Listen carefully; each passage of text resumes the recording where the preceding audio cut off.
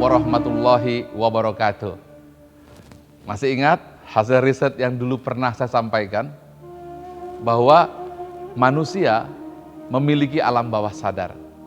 50% alam bawah sadar pada diri manusia adalah sudah built-in, sudah ada, sudah tercipta semenjak awal dilahirkan. Apabila dihubungkan dengan Al-Quran, disitulah ruh manusia ditiupkan, kemudian berjanji kepada Tuhan dengan perjanjian primordial, alastu birabbikum, bukankah aku Tuhanmu?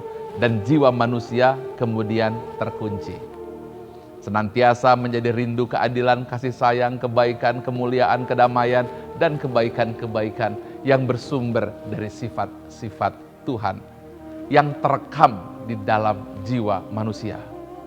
50% lagi terbentuk oleh lingkungan. Orang tua yang juga mempengaruhi, membentuk anaknya. Sang anak melihat dan menyaksikan, meniru mereka dari ekspresi wajah, kata-kata, gerakan tubuh, perilaku, norma, agama, prinsip, nilai luhur, dan lahirlah proses berperilaku pertama di dunia ini ketika orang tua mulai memasukkan dan memprogram hardware pada anak. Keluarga menangkap informasi baru, menggabungkannya dengan informasi yang ada, mulai terbentuk. Masyarakat, mulai tetangga yang berbicara ini dan itu, tukang sayur yang berteriak, supir taksi, semua yang tinggal di lingkungan, akal terus mengikat informasi masuk ke alam bawah sadar, dan informasi tersimpan begitu kuat dalam alam bawah sadar. Sekolah, ucapan-ucapan guru, ucapan-ucapan teman, semuanya membentuk jiwa kita, membentuk mindset kita, dan bahkan lebih dalam alam bawah sadar kita. Teman, perilaku negatif, ada yang merokok, narkoba, bolos sekolah, semua membuat program-program pada harddisk kita. Media massa yang berisi berita-berita negatif, semuanya masuk ke dalam alam bawah sadar kita. Film-film yang kita tonton, pembunuhan yang ditayangkan dalam layar kaca, dan kemudian diri sendiri juga membentuk pola kita sendiri. Inilah yang terjadi pada kita. Kadang kita tidak pernah sadar bahwa kita membentuk diri kita sendiri. Ingat, ibarat komputer, bahwa panca indera kita adalah screen kita. Disitulah segala hal dari panca indera kita, indera melihat, indera mendengar, indera merasa, indera meraba, itu semua masuk tersimpan, dan celakanya 70% negatif. Lantas bagaimana 50% yang begitu indah yang telah Tuhan ciptakan dalam diri kita? Ditambah lagi tekanan-tekanan informasi, emosi, suasana yang begitu hebat membuat kita kehilangan kendali hingga kita bingung, siapa diri saya sesungguhnya, mau kemana kita, dan di mana diri kita ini. Itulah sebabnya yang menciptakan software sejati adalah pencipta manusia itu sendiri. Siapa dia? Allah Subhanahu wa ta'ala.